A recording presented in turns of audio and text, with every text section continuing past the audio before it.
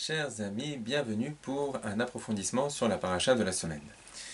Alors, dans la première paracha de la semaine, parachat Matot, nous savons que Hachem a demandé au Bnei Israël d'aller faire la guerre, une guerre de vengeance contre le peuple de Midian. À la suite de cette guerre, nous voyons que les Bnei Israël ont récupéré un très grand butin, et parmi ce butin, beaucoup de choses en métal, beaucoup d'ustensiles, des ustensiles pour cuire, etc., etc. Et voici que la Torah nous dit que Elazar le Cohen a enseigné au peuple juif les lois pour purifier ces ustensiles, de telle sorte que le peuple juif puisse les utiliser. Puisqu'ils étaient venus des non-juifs, il y a un processus de purification pour qu'ils puissent être utilisés par le peuple juif. Et ici, il y a une grande question. Toute la Torah a été enseignée au peuple juif par Moshe Rabbeinu.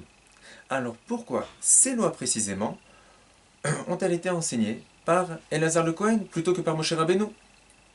Rashi, le grand explicateur de la Torah, voit cette question et y répond. Il nous dit comme ça, que lorsque le peuple juif est revenu, lorsque les guerriers du peuple juif sont revenus après la guerre contre Midian, Moshe Rabbeinu a vu qu'ils ont épargné les femmes de Midian. Et Moshe Rabbeinu s'est mis en colère. À raison, il s'est mis en colère. Pourquoi? Parce qu'il leur dit, ce sont les femmes qui vous ont fait tomber dans l'idolâtrie et dans la dépravation. Et vous les avez épargnées. Donc, à raison, Moshe Rabbeinu s'est mis en colère. Cependant, Rashi explique que même si la colère de Moshe Rabbeinu était justifiée, malgré tout, la conséquence d'une colère, c'est que Moshe Rabbeinu a oublié à ce moment-là sa sagesse.